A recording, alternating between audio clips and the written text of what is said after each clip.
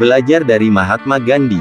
3 tembakan dari jarak dekat, membuat Mahatma Gandhi roboh tewas pada tanggal 30 Januari tahun 1948 di New Delhi, India.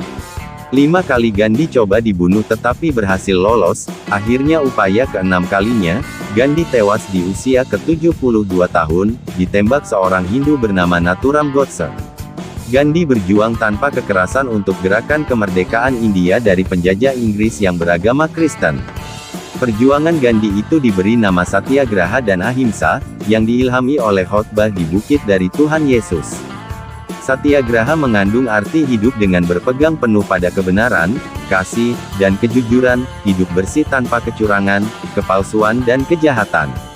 Ahimsa merupakan pedoman untuk berjuang tanpa kekerasan, kebencian, dan paksaan.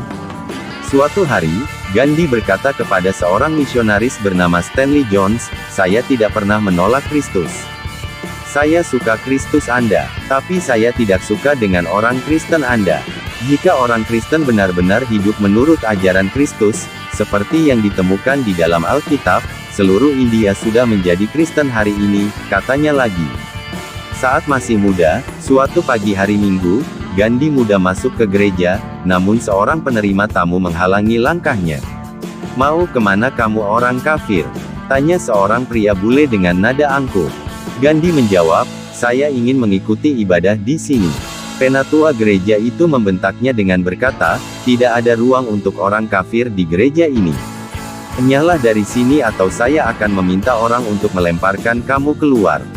Gandhi juga berkata, banyak orang bukan Kristen, namun memiliki iman dan lebih takut pada Tuhan ketimbang orang-orang Kristen yang mengenal Alkitab dan 10 perintah Allah.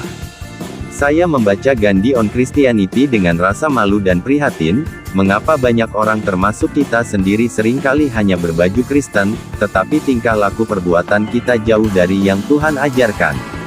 Tetapi hendaklah kamu menjadi pelaku firman dan bukan hanya pendengar saja, sebab jika tidak demikian kamu menipu diri sendiri. Yakobus 1 ayat 22. Bagaimana kita memperlakukan pembantu, sopir, pegawai, atau sesama kita yang miskin di sekitar kita? Jangan sampai mereka hanya sampai tahap hampir jadi Kristen karena kita tidak melakukan ajaran Kristus. Bunga mawar tidak perlu berkhotbah, ia cukup menebarkan wewangiannya. Orang Kristen tidak harus semua berkhotbah, ia cukup melakukan ajaran Kristus. Sekian, Tuhan Yesus memberkati.